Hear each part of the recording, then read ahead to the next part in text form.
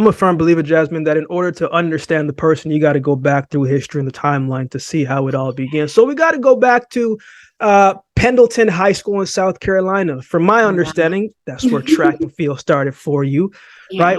Walk me through that, Jasmine, because I've always been curious, right? When someone picks up a paintbrush or a basketball or track spikes, what feeling did they get from it, right? Some grow into loving it, right? It just becomes something that they're good at.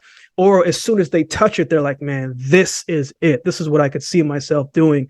From your earliest memories, when you started doing track, what was those feelings like for you when you started? Yeah, I started when I was like 8 years old, right? My parents put me into a sport probably just to like, do time and have fun Burn with like energy. other kids. Yeah. Uh, so I ran track when I was 8 years old. And then my coach noticed, oh, she's a little tall. Let me try to put her into the hurdles. So I started running hurdles at 11. Mhm. And literally, probably the first year, I ended up making like nationals, which was kind of unheard of in like Pendleton, South Carolina, or Anderson, South Carolina. It's like very low key place. So I ended up making nationals and placing 8th place. Just like, oh wow, she has potential in this event. Like I'm gonna keep doing it and doing it.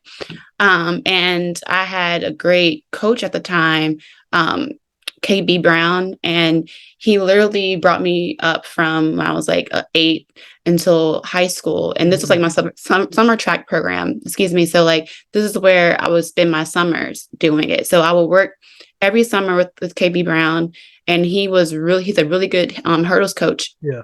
And he got me to the point in which I was like being viewed by colleges in 7th grade. Like Wow. I was the ranked number one in the country as 11th grader. And just by like staying consistent. So through the years of summer track, I would be number one in the hurdles. And just by like having like a mentor like him who like took me under his wing and provided me with like the tools I needed, I was able to like consistently thrive in that event.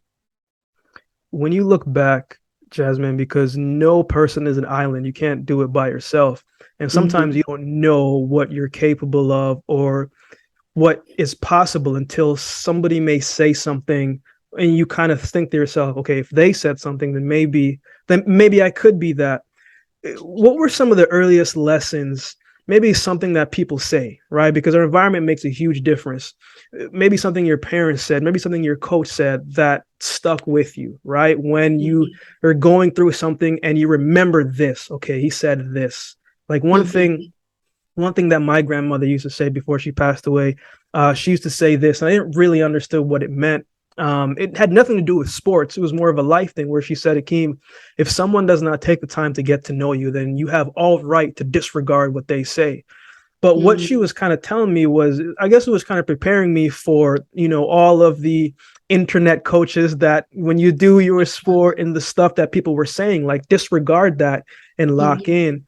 What do you remember most about those high school times? Maybe something someone said directly or indirectly that kind of stuck with you. Yeah, for me, like my parents are very, very supporting and very, very loving. So I grew up in that household of you can do it, you love, try your best. Like I always felt when I was out there that anything that I did that I was okay because my mom and them loved me. That's powerful. Yeah, so even when like there's one point in which I wanted to quit track and I was like, I'm tired of this. Like I don't want to do it anymore because Yes. I did it so long, right? And this was in high school. Mom was like, no, you're not going to quit. Like, are you crazy? Like you can, you got to get a scholarship and you're going to be doing great things. So I think like nothing in particular in what they said, but how their actions and how they were always there for me. In every track meet, they always provided me with everything I needed and they showed love. And that's something that I think a lot of people don't realize that it's so important that if I can go out there and I feel like if I have a bad day, that I'll still be cared for and loved, that made the greatest difference to me. Wow, that's a great tip for all parents and all people right there. It's important, man. Like when you can run free and feel like regardless of the outcome, you're going to be okay. And a lot of times as people, especially growing in certain environments, we feel like we cannot have a bad race. That's how I felt. Yeah. I'm like, I got to get a scholarship. There's no if, there's no ands. It's a yes. And that can Mm-hmm. weigh in on a young person and make what is supposed to be enjoyable not enjoyable anymore. Mm-hmm. One of the places, Jasmine, that I was in the same conference in the SEC, but I heard about you at LSU, and that's kind of where the track and field started to take off for you a little bit. But before we even get there, how did you get there?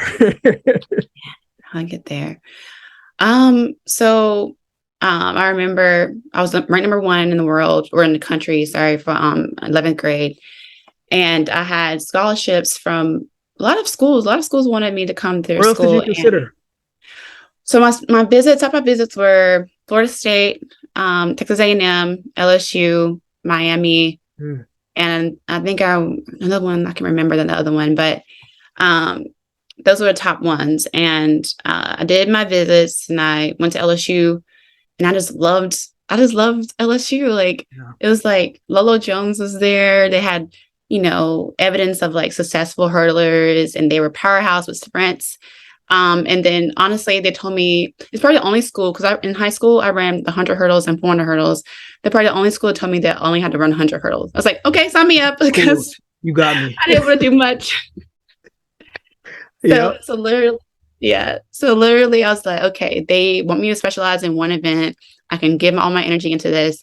They had a good system. Like, what I feel like they allowed their athletes to become like adults because there were a lot of programs that were like, this curfew, you can't do this, can't do that. And I'm like, well, I'm really function that way. I like to grow and, on my own. So they were one of the only schools too that, they didn't have curfew for their athletes. They allowed them to go through it, make some mistakes here and there. And then, they'll be there to advise, whatnot. So I chose there and I'm glad I did because LSU is like one of the best schools ever and the great in athletics, and Dennis Shaver is like one of the best coaches out there. If you want to run the hurdles or even be a sprint athlete, like LSU is it.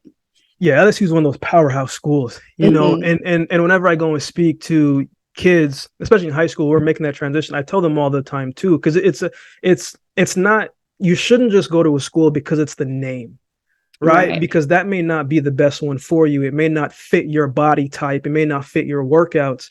So it's important to definitely do your research, but always look at the history of the athletes there as well too, because as we talked about at the beginning, success has a way of repeating itself. So it's not always about the name. I've seen a lot of people go to big name schools and didn't have the success that they probably should have